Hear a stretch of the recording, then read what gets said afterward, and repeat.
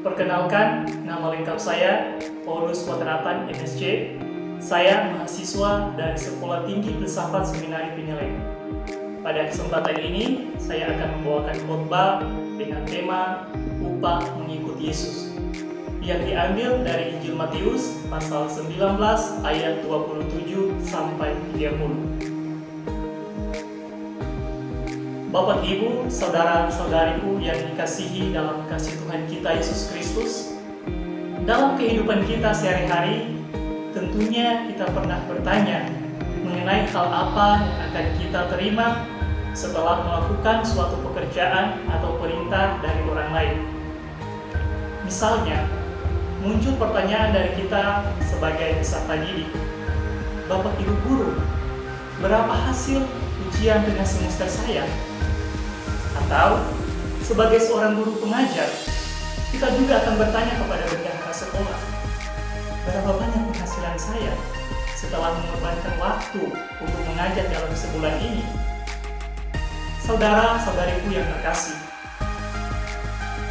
pelbagai pertanyaan seperti ini merupakan hal yang wajar, karena sebagai manusia, kita memiliki kecenderungan untuk mencari kebahagiaan itu.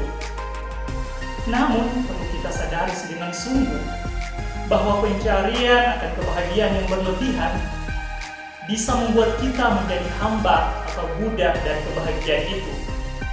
Sehingga, kadangkala, hal itu mengaburkan hidup kita tanpa disadari.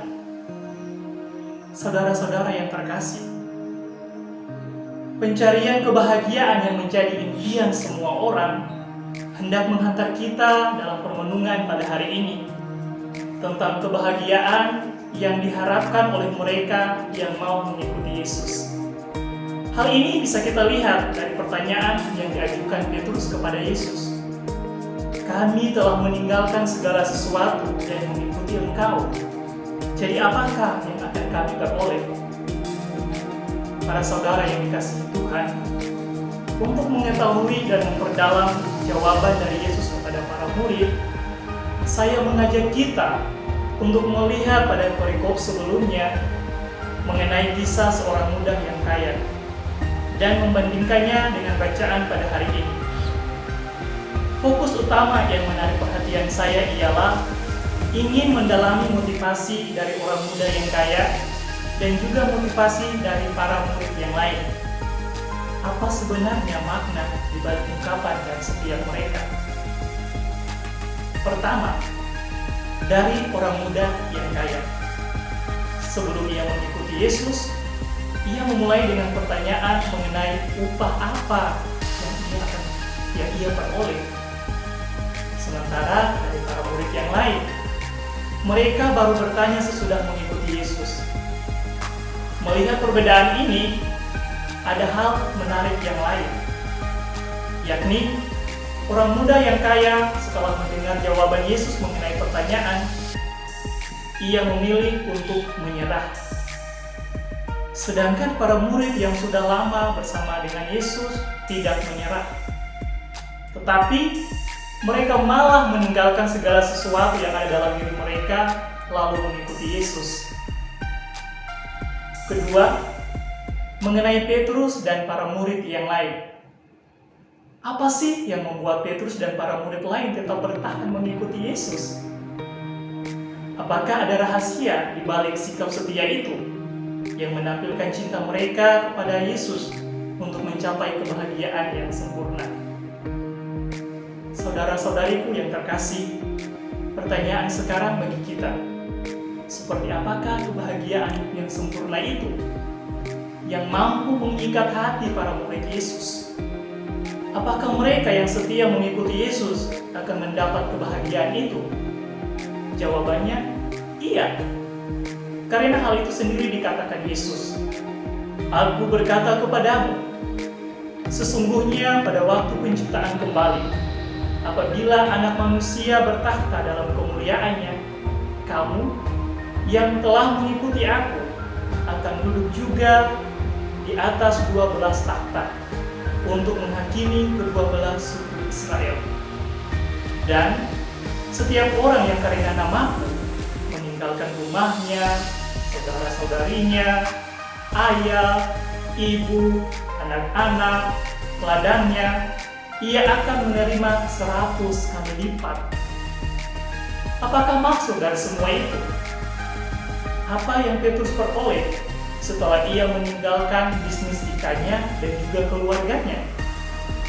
Apa yang membuat Petrus kuat dan bertahan menjadi murid yang setia kepada Yesus? Hal menarik yang ingin saya bagikan pada saat ini adalah yang pertama, mengenai ke-12 murid akan diberi hadiah, yaitu tempat yang istimewa di zaman yang baru kelak. Hadiah itu bisa berarti sebuah jabatan dalam pemerintahan, menjadi pemimpin, dan lain-lain. Tetapi juga menjadi salah satu orang penting dalam kerajaan surga. Poin kedua, mengenai setiap orang yang berkorban demi Yesus akan diberkati secara berlimpah. Hal ini mau menggambarkan bahwa kebaikan Yesus secara penuh diberikan bagi mereka yang setia dan tulus mengikutinya tanpa meragukan pilihan hidup mereka.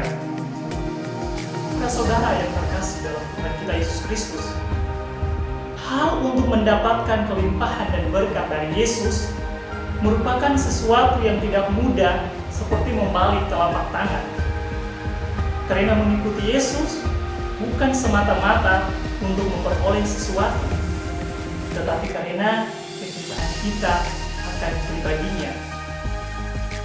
Tujuan utama mengikuti Yesus bukan berlandaskan pada motivasi, keinginan diri ataupun visi misi, melainkan adanya cinta yang tulus dari hati kita kepada pribadinya. Sebagai seorang peserta didik, tidak cukup bagi Anda sekalian untuk meraih kesuksesan jika semua itu dijalani dengan motivasi yang kabur atau juga menuakan pilihan hati kalian. Atau saya, sebagai seorang calon imam biarawan MSC, saya belum seluruhnya menjadi pengikut Yesus jika saya masih mendua hati. Begitu pula dengan Bapak Ibu guru sekalian yang ada di sini. Anda juga tidak akan berhasil menjadi yang baik bagi anak-anak didik kalian jika Anda tidak mementingkan kerinduan mereka, tetapi mengabaikan mereka yang kurang mampu. Maka saudara-saudariku yang terkasih, kita diminta untuk menentukan pilihan hidup kita dengan keputusan yang murni dan bertanggung jawab. Karena di balik keputusan dan tanggung jawab itu, kita akan menyerahkan diri secara total kepada kehendaknya. Dengan cinta yang tulus, yaitu sebuah ketulusan cinta yang akan membahagiakan kita dengannya pada suatu hari nanti. Pertanyaan refleksi bagi kita sekarang, entah kita sebagai pribadi, peserta didik, sebagai guru pengajar, atau saya juga sebagai calon biarawan MSC, apakah kita sudah menjadi pengikut Yesus yang memiliki cinta dan kesetiaan kepadanya? Ataukah kita selama ini hanya berjuang untuk mencapai upah saja tanpa adanya cinta? Mari kita hening sejenak untuk kembali merenungkan perjalanan pandangan kita sebagai pengikutnya. Apakah secara keseluruhan berkenan di hatinya?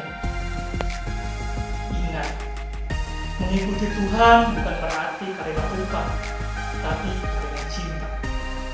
Oleh sebab itu, kita diajar agar dalam kehidupan ini, setiap pekerjaan yang kita laksanakan, semua itu harus dikerjakan dengan cinta, bukan karena untuk mendapatkan upah atau uang. Sebab kita percaya bahwa kebahagiaan sejati menanti kita.